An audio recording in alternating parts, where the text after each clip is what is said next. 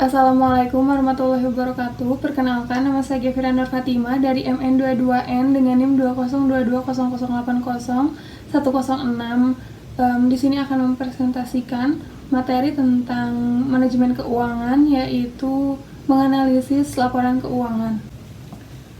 Outline dari PPT kali ini yaitu definisi rasio keuangan. Rasio keuangan itu sendiri, hubungan rasio keuangan dengan kinerja keuangan, manfaat penggunaan dari analisis rasio keuangan, lalu ada keunggulan dan kelemahan rasio keuangan, cara menganalisis laporan keuangan, dan yang terakhir itu rasio keuangan dari perspektif akademi dan investor. Lalu definisi dari rasio keuangan, rasio itu sendiri disebut juga sebagai pembanding jumlah yang merupakan hubungan antara satu jumlah dengan jumlah lainnya.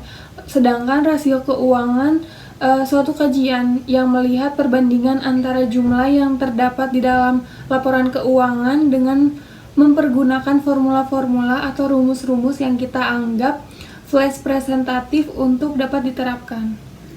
Lalu apa sih pentingnya analisis rasio keuangan? Rasio keuangan itu sangat penting untuk melakukan analisa terhadap keuangan sebuah perusahaan. Jadi dalam sebuah perusahaan harus menganalisa keuangan, yaitu menggunakan rasio-rasio keuangan. Rasio keuangan dimulai dari rasio keuangan yang paling dasar, yaitu kita bisa dimulai dengan laporan berupa neraca, perhitungan laba rugi, dan laporan arus kas si perusahaan. Selanjutnya ada hubungan rasio keuangan dengan kinerja keuangan, dikutip dari James Van Hort dan John. Mereka mengemukakan bahwa untuk dapat mengevaluasi kondisi keuangan sebuah perusahaan, kita perlu menggunakan laporan keuangan seperti laporan-laporan keuangan si perusahaan itu bisa digunakan untuk mengevaluasi bagaimana kondisi keuangan si perusahaan. Selanjutnya ada manfaat dari analisis rasio keuangan, yaitu sebagai alat melihat kinerja dan prestasi perusahaan, lalu bermanfaat juga untuk manajemen sebagai rujukan dalam membuat perencanaan dan kebijakan si perusahaan di masa yang akan datang, lalu dimanfaatkan bagi para kreditor untuk memperkirakan seberapa potensi resiko yang akan yang akan dihadapi oleh si perusahaan, lalu jaminan kelangsungan pembayaran bunga dan pengembalian pokok pinjaman yang sudah dilakukan oleh si perusahaan, lalu mengevaluasi kondisi perusahaan dan perspektif keuangan, lalu juga bisa dijadikan sebagai penilaian bagi pihak stakeholder dalam memberikan masukan atau memberikan kebijakan, arah kebijakan bagi si perusahaan.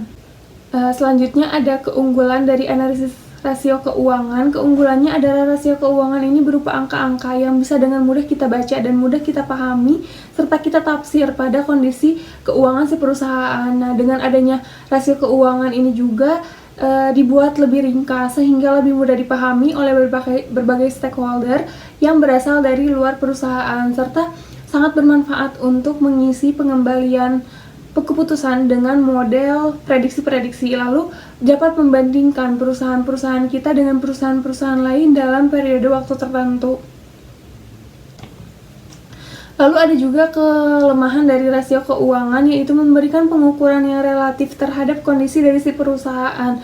Hanya dapat dijadikan sebagai peringatan di awal dan bukan kesimpulan akhir. Lalu setiap data yang diperoleh di laporan keuangan itu bersumber dari laporan keuangan perusahaan dan juga mengukur rasio keuangan yang sifatnya artifisial.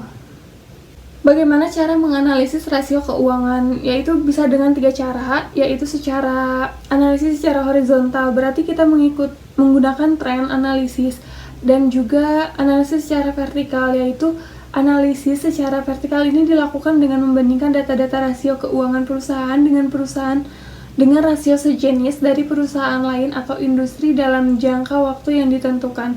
Lalu redup point chart berupa bagan yang dirancang untuk memperlihatkan bagaimana tingkat turn of aset suatu perusahaan, turn of investment, aset turnover, dan likuiditas dari suatu perusahaan. Selanjutnya ada rasio keuangan dari perspektif akademi dan investor.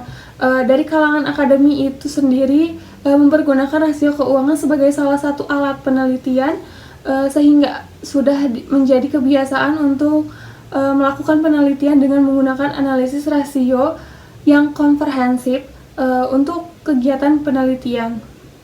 Lalu ada juga yang terakhir, yaitu rahasia keuangan dari perspektif investor, yaitu rasio keuangan ini berpengaruh terhadap suatu pandangan dari investor.